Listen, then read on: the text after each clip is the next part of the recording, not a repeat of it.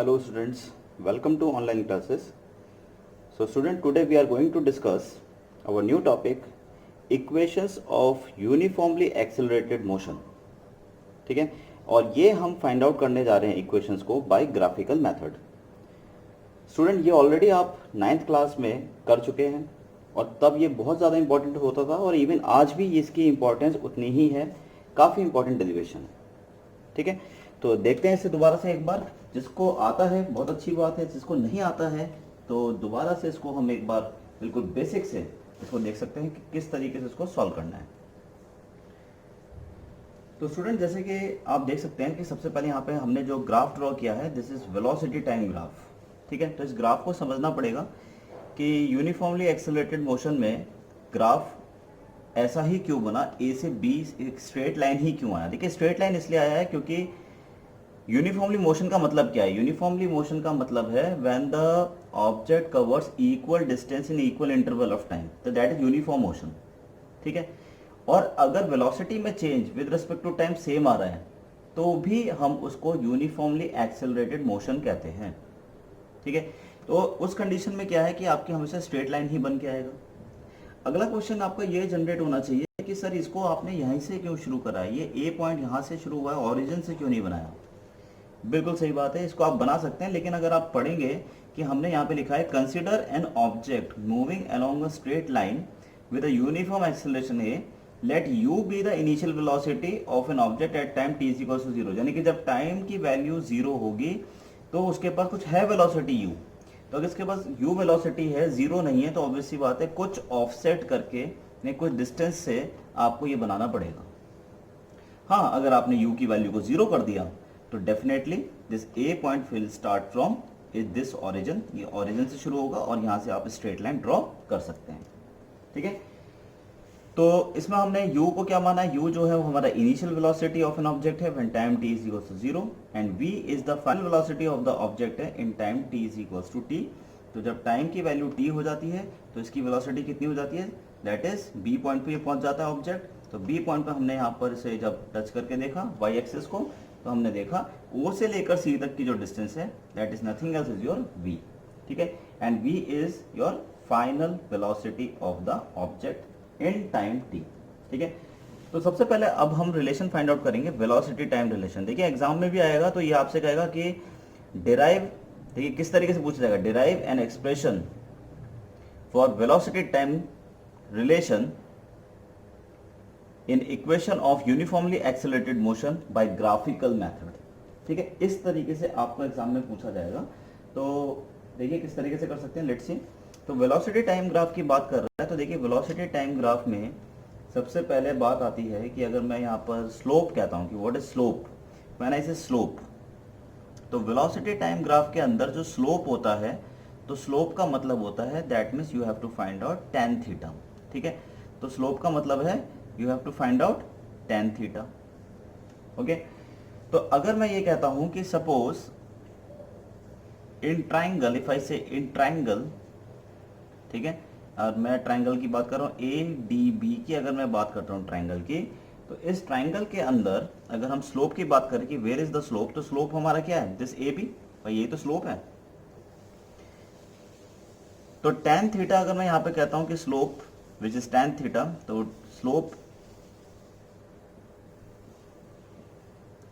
is equals to A is equals to tan theta, क्योंकि slope tan theta के बराबर होता है, is equals to perpendicular upon base which is BD upon AD, which is BD upon AD. ऐसा होगा, बिल्कुल ऐसा ही होगा. अब आपका क्वेश्चन ये होता है कि सर आपको ये कैसे पता कि एक्सेलरेशन. देखिए, हमेशा याद रखिए कि वेलोसिटी टाइम ग्राफ के अंदर जो स्लोप होता है, यानी इस AB के ऊपर जितने भी पॉइंट होंगे, ये सभी पॉइंट मिलकर आपको क्या देंगे, स्लोप की वैल्यू देंगे, यानी एक्सेलरेशन की वैल्यू देने वाले हैं. ठीक है, तो ये जितने भी पॉइंट हैं वो सब क्या है, स्लोप के पॉइंट्स हैं, और स्लोप के पॉइंट जो है वो उसे हम क्या कहते हैं, एक्सेलरेशन कहते हैं इन वेलोसिटी टाइम ग्राफ. यही सेम ग्राफ अगर सपोज पोजीशन टाइम ग्राफ है, यानी डिस्टेंस टाइम ग्राफ या पोजीशन टाइम ग्राफ कह लीजिए या डिस्प्लेसमेंट टाइम ग्राफ कह लीजिए, सबका मतलब एक ही है. तो उस कंडीशन में जो ये स्लोप होता है उसमें अगर आप स्लोप निकालेंगे यानी tan थीटा निकालेंगे तो that will give you velocity, वो आपको क्या देगा, वेलोसिटी देगा। तो इस चीज का ध्यान रखेंगे। तो a हमारे पास आ गया है, a is equal to B D over A D, ठीक है। और B D can be written as B E में से अगर मैं डी ई को माइनस कर दूं, ठीक है, तो बी ई में से अगर मैं डी ई को माइनस कर देता हूं तो मुझे बी डी मिल जाएगा। और ए डी को मैं लिख सकता हूं ओ ई के बराबर, क्योंकि रेक्टेंगल है और रेक्टेंगल की ऑपोजिट साइड्स इक्वल होती हैं, तो इसको मैं क्या लिख सकता हूं, ओ ई, क्योंकि हम यहाँ पे लिख देते हैं दैट ए डी जो है वो बराबर है किसके, ओ ई के, ठीक है, ये सब मेंशन कर देते हैं। So A is equals to, if I write A is equals to, तो ये हो जाएगा मेरा बी ई, तो बी ई हमारे पास था वी, ठीक है, बी ई हमारे पास क्या था, V minus U, D E U था, ओ ई हमारा टी था, तो we will write T here, इसको क्रॉस मल्टीप्लाई करेंगे तो ये हो जाएगा A into T is equals to V minus U, and finally we can write v is equals to u plus at. तो this is your first equation of motion and this is your velocity time relation। देखिए velocity और time के बीच में relation चल रहा है, ठीक है। तो प्लीज नोट डाउन, इसे फटाफट से नोट डाउन करेंगे। चलिए इसके बाद नेक्स्ट आ जाता है हमारे पास डिस्प्लेसमेंट टाइम रिलेशन, ठीक है। तो नेक्स्ट है स्टूडेंट हमारा डिस्प्लेसमेंट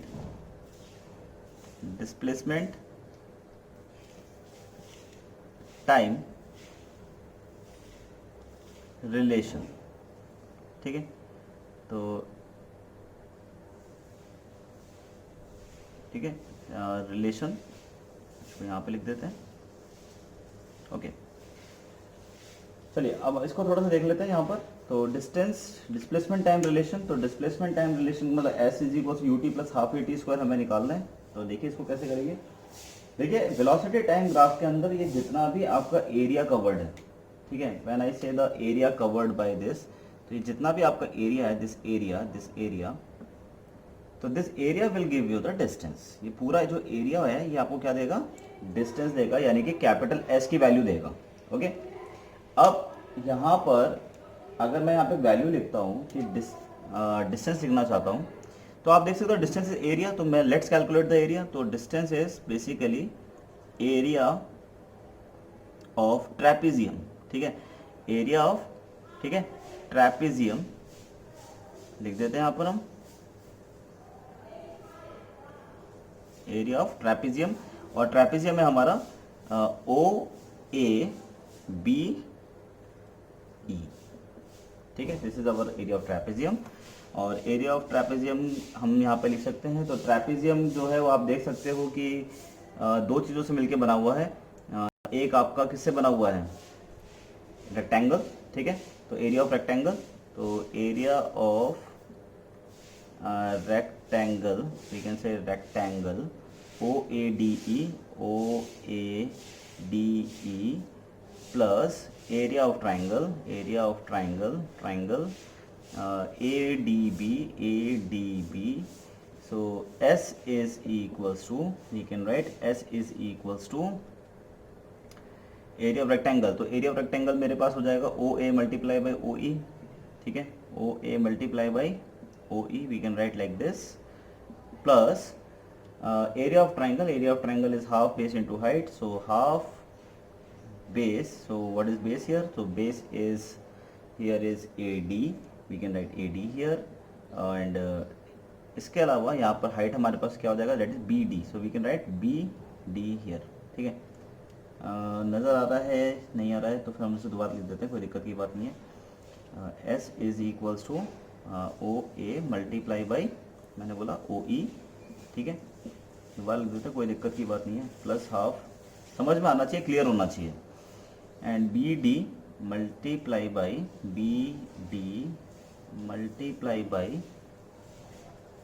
AD, ठीक है। चलिए ठीक है, तो ये हमारे पास फॉर्मूला हो गया। तो ये ट्रायंगल का हमने एरिया लिख दिया है, ये रेक्टेंगल का लिख दिया है। अब वैल्यूज पुट करना शुरू करते हैं। तो हमारे पास S is equal to A, O A is U, multiply by O E is T, तो यू टी आ गया हमारे पास, plus half into B D.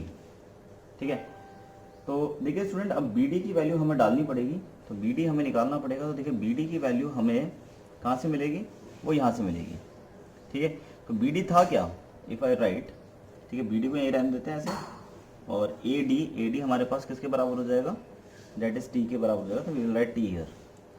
We already know that acceleration is B D over A D, हमने यहाँ से देखा। और मैं यहाँ पर लिख सकता हूँ B D over A D. Now A D को मैं लिख सकता हूँ टी। तो फाइनली मेरे पास बी डी की वैल्यू आ जाती है ए इंटू टी।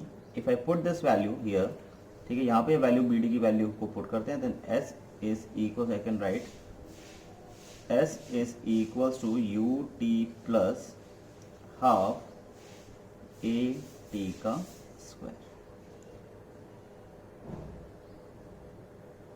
ठीक है, तो ये हमने यहाँ पर इसको डिराइव कर लिया है। This is your displacement time relation. You can see the displacement time relation. ये डिस्प्लेसमेंट टाइम रिलेशन कहलाता है।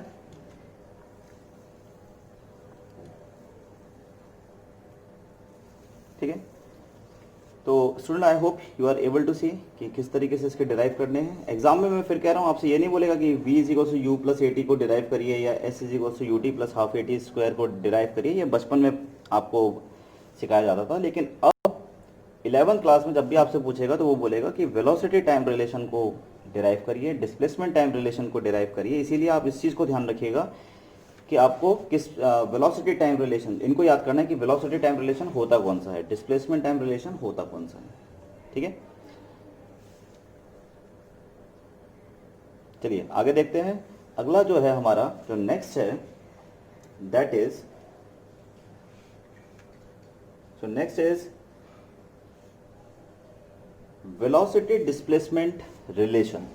ठीक है, सो नेक्स्ट है वेलोसिटी डिस्प्लेसमेंट रिलेशन। तो स्टूडेंट इसको देखते हैं किस तरीके से फाइंड आउट कर सकते हैं। तो डिस्प्लेसमेंट अगेन, क्योंकि डिस्प्लेसमेंट की हम बात कर रहे हैं, तो इसको हमने आपको पहले ही बताया था कि डिस्टेंस और displacement can be written as area of trapezium. So area of trapezium, we can write area of trapezium, and area of trapezium here is, that is OABE. Then S is equals to, we can write, now area of trapezium होता क्या है। ठीक है, तो area of trapezium student आप सभी को पता है कि that is half sum of the parallel sides। ठीक है, now sum of the parallel sides की अगर मैं बात करता हूं तो ये हो जाएगा मेरे पास बी ई प्लस ओ ए। ठीक है, multiply by perpendicular distance between the two parallel sides. तो परपेंडिकुलर डिस्टेंस क्या हो जाएगा, ओ ई। ठीक है भाई, ये परपेंडिकुलर है ना। तो एरिया ऑफ ट्रेपेजियम आपको बताना चाहिए क्या होता है। Area of trapezium half multiply by sum of the parallel sides. दो पैरेलल साइड जो है उनका सम कर दो, O A plus B E, multiply by क्या करेंगे, distance, perpendicular distance between the sum of the parallel sides. ठीक है, जो आपको पैरेलल साइड्स है उनके बीच का डिस्टेंस कितना है वो लिखिए। So S is equals to half into BE. Now you can write BE. आप BE को लिख सकते हैं, या अभी हाल फिलहाल में रहने दीजिए, इसे थोड़ी देर बाद लिखेंगे। ठीक है, पहले OE को देखते हैं। Now OE, ठीक है, now you are able to see that OE is time T, but यहाँ T लिखने से हमारा काम सॉल्यूशन नहीं होता, हमारा रिजल्ट नहीं आएगा। तो हम यहाँ पर थोड़ा सा चेंज करेंगे। क्या चेंज करेंगे, we are going to put the value. क्या वैल्यू पुट करने जा रहे हैं हम यहाँ पर, हम यहाँ पे वैल्यू कैसे पुट करेंगे। Now you can see, we already know that acceleration is B D over A D, और बी डी जो है, B D over A D जो है वो ओ ई के बराबर था। ठीक है। अगर मैं a की वैल्यू यहां पर लिखता हूं bd can be written as that is be minus de divided by OE. So finally I will get A is equals to V minus